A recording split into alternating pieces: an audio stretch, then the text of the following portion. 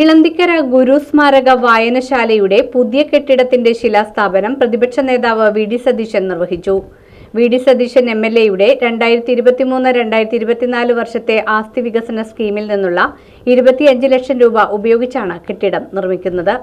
ഇളന്തിക്കര ഗുരുസ്മാരക വായനശാലയുടെ പുതിയ കെട്ടിടത്തിന്റെ ശിലാസ്ഥാപനം പ്രതിപക്ഷ നേതാവ് വി ഡി സതീശൻ നിർവഹിച്ചു. ഏറ്റവും നമ്പർ 1 ആയിട്ടുള്ള മുനിസിപ്പൽ ലൈബ്രറി ഉദ്ഘാടനത്തിനാണ് ഞാൻ ഇങ്ങനെ ഒരു നിർദ്ദേശം വെച്ചിട്ട് അവിടെ ഒരുപാട് മാസങ്ങൾ നടന്നു. പിന്നെ കോവിഡ് കാരണം നടന്നില്ല. രണ്ടാമത് വീണ്ടും തുടങ്ങണമെന്ന് പറഞ്ഞു.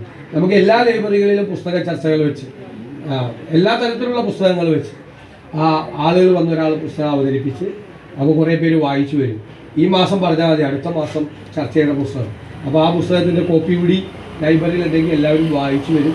അപ്പോൾ അവിടെ സത്യത്തിൽ അവസരം 200 പേര് വരെ പുസ്തക ചർച്ചയിൽ പങ്കെടുക്കുന്നത് എല്ലാ 2ാം ശനിയാഴ്ചയും. നല്ല സ്ത്രീകളടക്കം വീട്ടമ്മമാരടക്കം. ഞാൻ അത്ഭുതപ്പെട്ടു പോയി.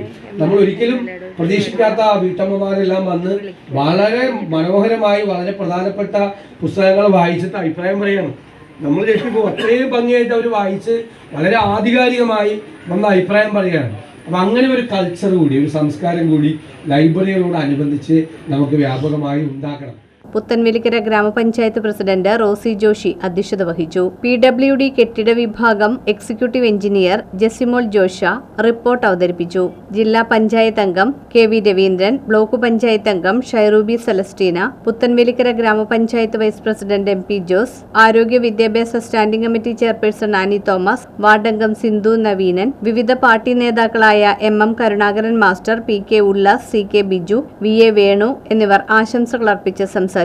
ഗുരുസ്മാരക വായനശാല പ്രസിഡന്റ് MO വർഗീസ് സ്വാഗതവും പറവൂർ PWD കെട്ടിട വിഭാഗം അസിസ്റ്റന്റ് എഞ്ചിനീയർ പ്രിൻസ് വർഗീസ് നന്ദിയും പറഞ്ഞു.